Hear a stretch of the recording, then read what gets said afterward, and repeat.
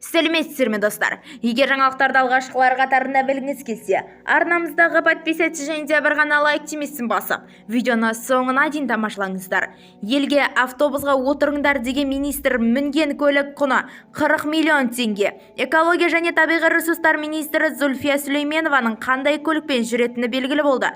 32 жастағы жаңа министрдің қызметтік көлігі де жаңа болып шықты. Ол Kia K9 жаңа министрдің көлігі 2023 жылдың 9 қаңтарында алынған.